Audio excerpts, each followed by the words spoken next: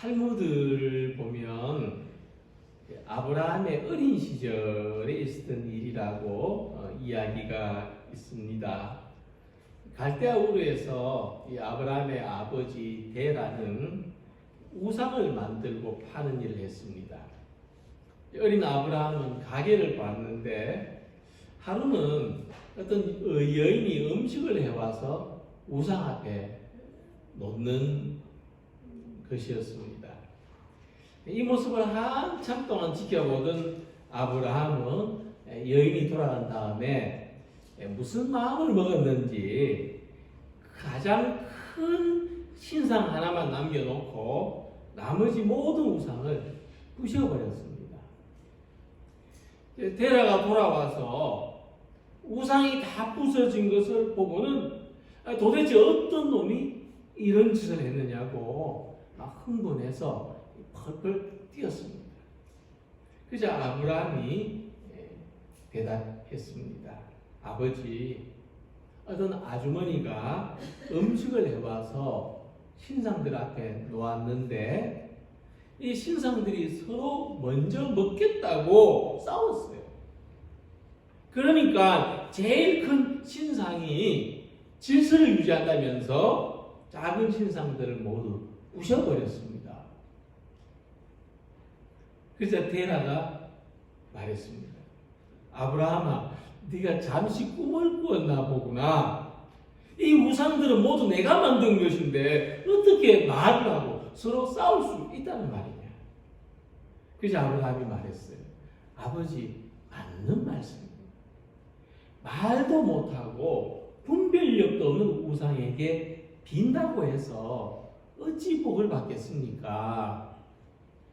그러니까 이후로 데라는 우상 만드는 일을 그만두고 하란으로 이사해 와서 농사를 지으면서 살았다 합니다. 그리고 이 아브라함이 하란에서 하나님의 부르심을 받습니다. 전설 속의 이야기입니다만은 그러니까 모든 사람들이 어떤 형상을 만들고 이 형상을 섬기면 복을 받는다고 생각하던 그 시대에 우상의 형상으로 나타나지 않은 인격적인 하나님을 만나고 그 하나님과 교제하고 하나님의 말씀을 따라 살았다는 것이 아브라함이 가졌던 위대함입니다. 모든 사람들이 우상을 섬길 때 아브라함은 인격적인 하나님을 섬겼다는 겁니다. 그래서 아브라함이 믿음의 조상이라는 것은 하나님을 향한 믿음의 길을 맨 처음 개척한 사람이라는 뜻입니다. 그래서 성경을 보면 우상을 섬기는 사람과 하나님을 섬기는 사람들 사이에 갈등이 이어지는 것을 볼 수 있습니다. 우상을 섬길 것인가? 형상을 섬길 것인가? 하나님을 섬길 것인가? 이 갈등이 족장들 시대부터 출애굽, 가나안 정복 이후의 왕조 시대, 심지어 예수님의 시대까지 이어지는 것을 볼 수 있고 오늘 이 시대에도 마찬가지로 나타납니다. 눈에 보이진 않지만은 하나님은 분명히 존재하신다. 이것을 우리 믿음의 조상들은 어떻게 증명했는가 하면 하나님을 섬기기 위해서 고난받는 것도 감당해내는 모습으로 증명했습니다.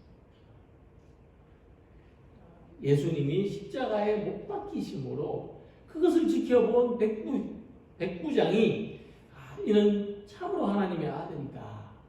그렇게 고백했던 것처럼 보이지 않는 하나님, 그러나 분명히 계시는 하나님, 그 하나님을 섬기기 위해서 고난도 감당하는 것으로 하나님이 계신 것을 증명해 보였다 하는 것입니다. 그래서 우상을 숭배하는 것은 거짓된 신앙입니다. 왜냐하면 그것은 어떤 신을, 하나님을 섬기는 것이 아니라 자기가 추구하는 것을 섬기기 때문입니다.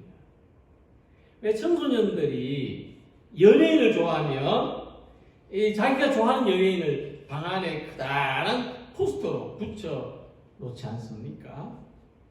그러니까 사람들은 자기를 좋게 하려는 마음으로 우상을 만들어서 갖다 놓습니다. 사람이 물질을 추구하면 물질을 우상으로 삼고, 지위나 명예를 추구하면 그것으로 우상을 삼고, 그 외에도 자기가 좋아하는 모든 것을 신격화해서 우상으로 섬긴다는 것입니다. 그래서 이렇게 우상을 섬기는 것은 어떤 실제로 존재하는 어떤 인격을 섬기는 것이 아니라 자기의 욕망을 섬기는 것이기 때문에 괴리된 현상들이 나타나게 됩니다.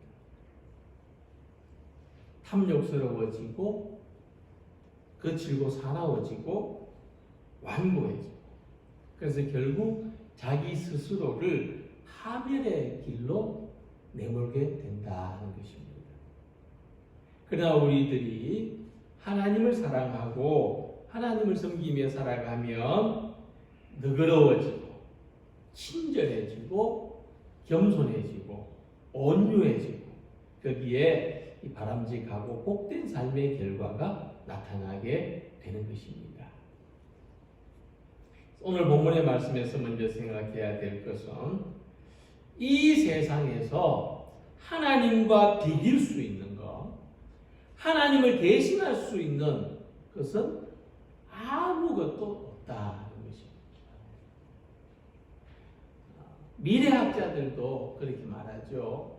미래에는 인간을 대체할 그런 어떤 로봇들이 많이 생성되어서 사람의 일자리가 점점 줄어들게 된다. 그렇게 전망하고 있습니다. 그런데 그럼에도 불구하고 단 한 가지 어떤 과학 문명이 침해할 수 없는 영역은 신학이라고 말했습니다.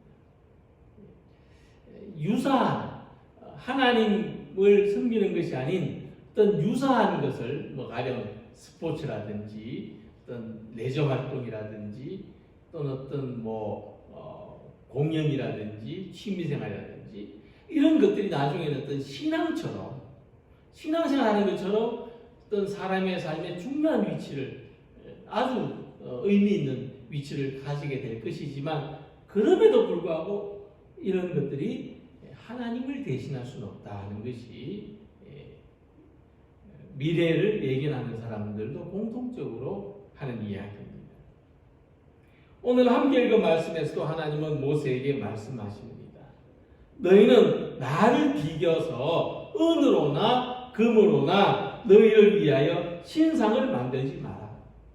자, 여기서 말씀하시는 것을 우리가 잘 생각해야 되는데 단순한 우상 숭배가 아닙니다. 하나님을 대신해서 하나님의 형상으로 은이나 금으로 그 형상을 만들지 말라 하는 것입니다. 그러니까 사람이 하나님 아닌 다른 것을 섬기는 것도 우상 숭배지만 하나님을 대신해서 형상을 만드는 것도 우상을 섬기는 것이라는 말씀입니다. 자, 그런데 왜 하필이면은 돌이나 나무로서가 아니라 은이나 금으로 우상을 만들지 말라고 하셨는가? 제가 먼저 말씀드리기를 우상은 내가 좋아서 만드는 것이라고 했습니다. 하나님이 이렇게 만들어서 나를 섬기라고 하신 게 아니고 내가 좋아서. 자, 하나님을 대신해서 내가 좋아하는 것을 소유하거나 내가 좋아하는 것을 받들고 싶어하는 유혹이 우리 모두에게 있는데 사실 그것은 하나님의 형상이 아니고 은이고 금이고 그렇다는 거예요. 값나가고 가치 있는 거. 그거 내가 좋아해서 이게 하나님이다. 은이 하나님이다. 금이 하나님이다. 이렇게 하는 것이 우상 숭배라는 말씀입니다. 그래서 우리에게 이런 모습이 어떤 모습이 있나 하면은 하나님을 왜 섬기느냐?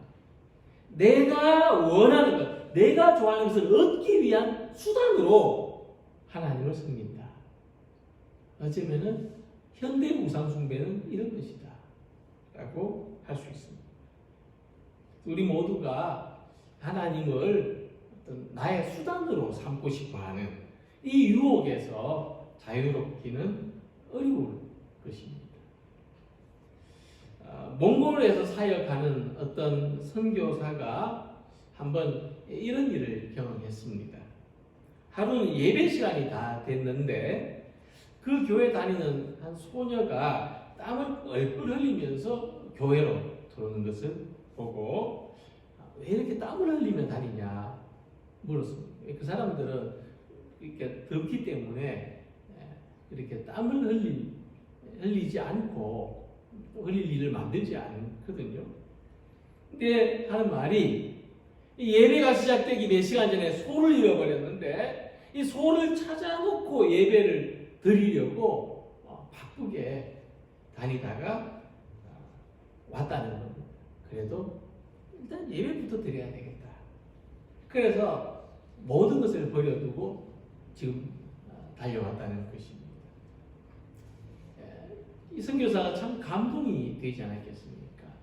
그래서 소녀를 위해서 기도해주고 예배를 잘 드리고 바깥에 나왔는데 놀랍게도 잃어버린 그 소가 집 안으로 찾아와서 교회 마당에서 풀을 뜯고 있더라는 겁니다. 그렇게 찾아다녀도 못 찾았는데. 그러니까 이 선교사가 이 사건을 통해서 이런 메시지를 이야기했어요. 예배의 기쁨을 선택한 소녀는 소와 예배 이 두 가지를 함께 얻고 돌아갈 수 있었다. 이것이 단순히 예배에 대한 이야기뿐만 아니라 우리가 하는 어떤 중요한 선택에서 대단히 중요한 원리를 이야기해주고 있습니다. 이 세상의 그 어떤 것도 하나님을 대신할 수는 없는데 그러나 하나님을 사랑하는 것 안에는 우리가 원하고 우리가 바라는 모든 게 그 안에 다 들어있다는 겁니다. 그래서 우리가 이런 이야기들을 많이 듣습니다. 뭐 돈이냐 하나님이냐 명예냐 하나님이냐 건강이냐. 그런데 이런 그 생각 이 사고 체계 안에는 하나님과 다른 것을 견주어 보고 비교해 보고자 하는 어느 쪽이 더 이익이 될까를 따져보고자 하는 이런 마음이 있다는 겁니다. 그러나 언제나 하나님은 비교할 수 없는 대상이시고 모든 선택의 우위에 계시고 모든 것이 되신다고 하는 것입니다. 왜 하나님이 가장 우위가 되시는지, 왜 하나님이 우리가 추구하는 모든 행복의 근원이 되시는지 사도 바울이 디모데에게 대단히 중요한 말씀을 했습니다. 우리 함께 읽어보겠습니다. 내가 이것을 알라. 말세에 고통하는 때가 이르리니 사람들이 자기를 사랑하며 돈을 사랑하며 자랑하며 교만하며 비방하며 부모를 거역하며 감사하지 아니하며 거룩하지 아니하며 무정하며 원통함을 풀지 아니하며 무함하며 절제하지 못하며 사나우며 선한 것을 좋아하지 아니하며 배신하며 조급하며 자만하며 쾌락을 사랑하기를 하나님 사랑하는 것보다 더하며. 사도 바울이 무슨 말씀을 했냐면은 사람들이 말이죠 하나님하고 자꾸 비교해보고 비교해도 될만하다 좀 대체해도 오늘 내가 예배 드리는 대신 내가 하나님이 기뻐하시는 이런 일을 하는 대신 내가 또 이렇게 좀 해도 괜찮다. 이런 것을 사랑하는 것이 다른 것을 좀 더 내가 좋아하는 것이 결국은 사람들에게 고통이 될 것이다. 좋은 일이 아니고 내가 좋아서 선택했지만 고통이 될 것이라고 말씀했다는 겁니다. 그러니까 이 사람들이 말이죠 하나님보다 나를 좀 더 사랑하면 어때요? 난 소중하니까. 그리고 돈을 사랑하는 거. 돈 없으면 어떻게 살아요? 당장 하나님을 사랑하는 거 다들 즐겁게 재미나게 사는데 나도 좀 끼면 어때?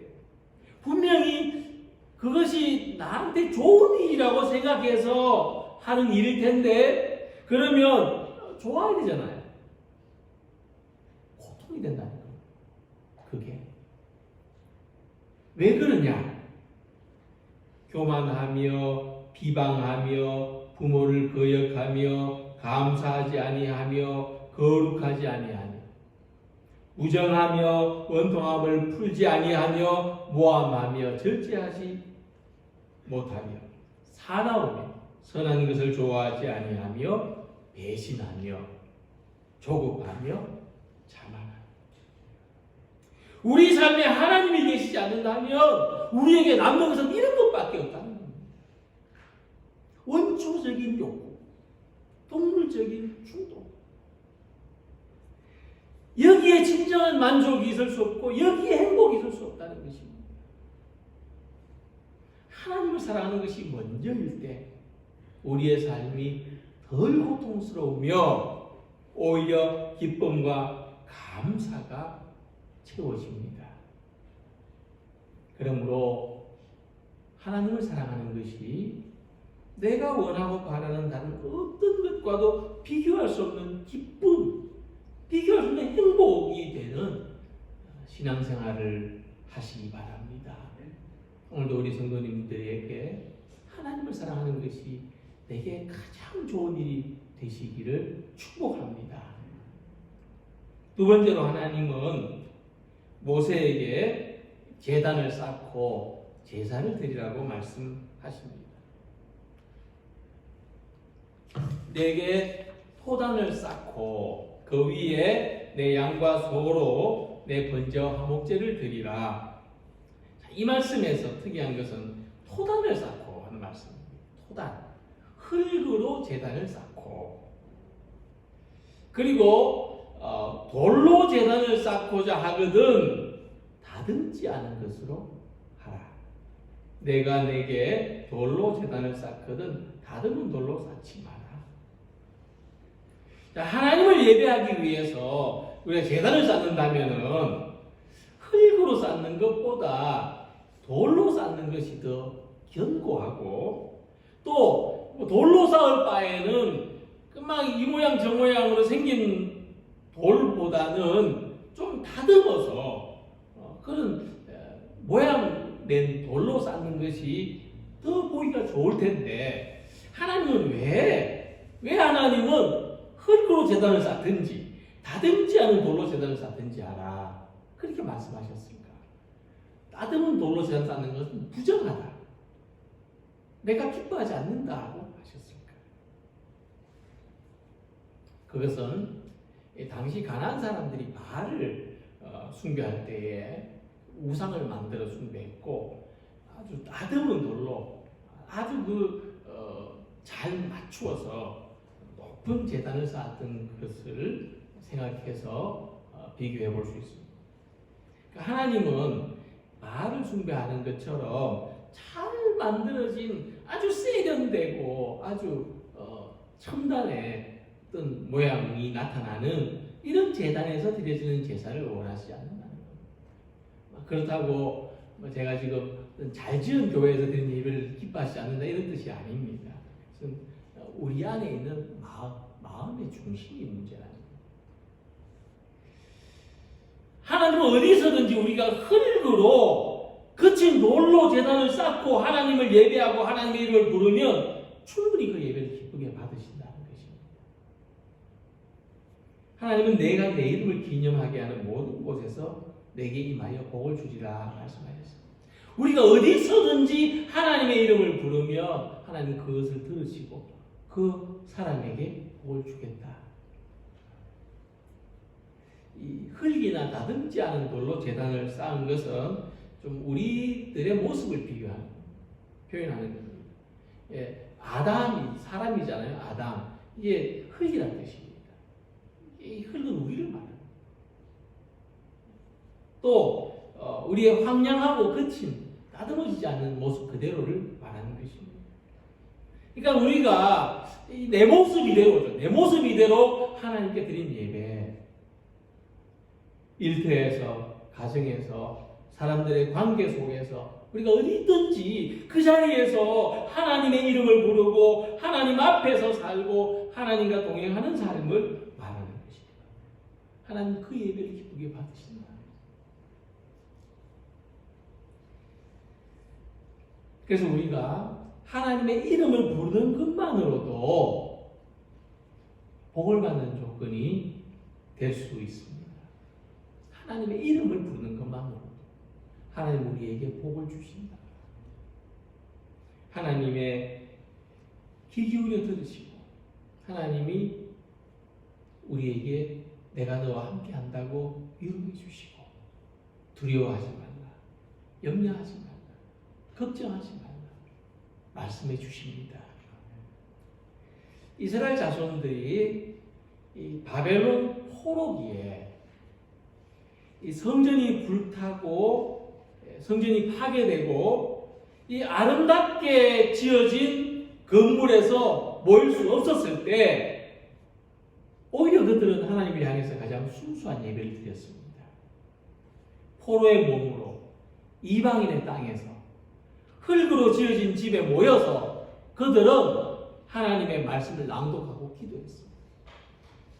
안식일을 지킬 수 없었을 때 이방인의 나라에서 하나님을 향하여 예배할 수 없었을 때 그들은 회당에 모여서 흙집에 모여서 말씀을 낭독하고 이것은 하나님의 말씀입니다.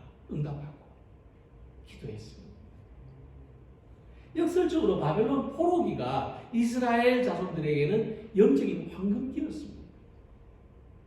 그 믿음이 포로 해방 후에 이스라엘을 다시 재건하는데 큰 힘이 됐습니다. 그래서 우리에게는 지금 이 시기가 영적인 황금기가 될 수 있기를 소망합니다. 만약 이때 우리들이 각자가 있는 모든 곳에서 하나님의 이름을 부른다. 우리가 열심히 모여서 또 모일 수 있을 때는 열심히 모여서 함께 한다면 우리는 이 영적인 황금기를 맞이할 수 있겠지만 그러나 만약 이때에 우리가 하나님의 이름을 부르지도 않고 모으기를 힘쓰지도 않는다면 영적인 위기를 맞이할 수도 있을 것입니다.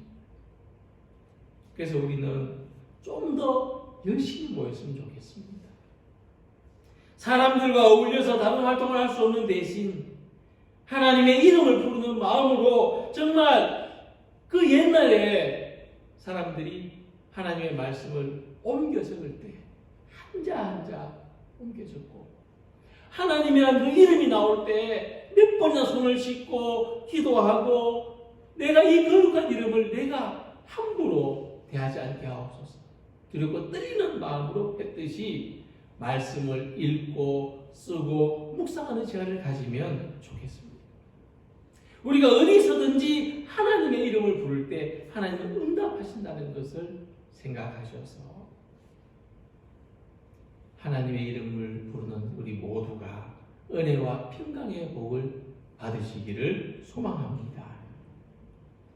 그리고 하나님은 지극히 높은 곳에도 계시지만 지극히 낮은 곳에 임하십니다. 그래서 26절에 보면은 너는 층계로 내 제단에 오르지 말라. 내 하체가 그 위에서 드러날까 함이라. 그 말씀하셨습니다. 이 창세기 11장에 이 바벨탑으로 나타나는 그 바벨론 신전이 지금도 남아 있습니다. 지구라트라고 합니다. 그 모습을 보면 지금부터 한 5,000년 전에 지어진 건물인데도 50m 정도 높이의 신전입니다. 이런 흔적이 약 한 30곳 정도 지금도 남아 있습니다. 왜 이렇게 높은 신전을 지었냐 하니까 제단이 높을수록 하늘하고 가까울수록 제사가 더 잘 받아들여진다. 이런 생각이 있었기 때문입니다. 그런데 하나님은 층계를 만들지 마라. 이제 보시는 것처럼 높은 층계 만들지 마라. 제단을 낮추어라. 높이지 말고 낮추어라. 그 이유가 뭐냐 하면 벗은 몸이 드러날 거 아니라. 당시 사람들한테는 속옷이 따로 없었습니다. 그것을 생각해 보면은 충분히 이유를 알 수가 있지요. 근데 하지만 단순히 어떤 사람의 이 벗은 몸이 구경거리가 되지 않도록 하기 위해서라기보다는 하나님은 낮은 곳에서도 우리와 함께 하신다. 우리가 살고 있는 모습을 돌아보면 물론 우리가 높이 올라가서 영광스러운 모습으로 하나님께 이 모든 영광을 드립니다 할 수 있도록 그런 어떤 때도 있겠지만은 사실 우리의 일상적인 모습은 지치고 힘이 들고 어려움을 당하고 한없이 낮아질 때가 많습니다. 그런데 우리는 올려다보려면 목이 아프죠. 높이 계신 하나님이 멀게만 느껴집니다. 나 같은 사람은 감히 다가갈 수 없는 것처럼. 그러나 하나님은 낮은 곳에서도 우리 예배를 받으시고 오히려 높으신 하나님이 낮아지셔서 우리를 찾아오신다는 것입니다. 평지와 같은 우리의 삶에 하나님은 낮은 곳에서도 겸손히 하나님을 의지하는 사람을 찾아오십니다. 예수님은 자기 스스로 높여서 높은 데 앉기를 좋아했던 바리새인들보다도 낮은 자리에서 예수님 가르침을 들었던 당시 세리와 죄인들에게 더 크신 은혜와 사랑을 나타내 보이셨습니다. 그래서 만약 우리들에게 극심한 고난이 찾아오고 내가 아끼고 사랑하는 것이 사라진다 해도 예수님만을 잃지 않는다면 우리는 고난 가운데서도 감사할 수 있고 하나님을 향해서 다시 일어설 수 있습니다.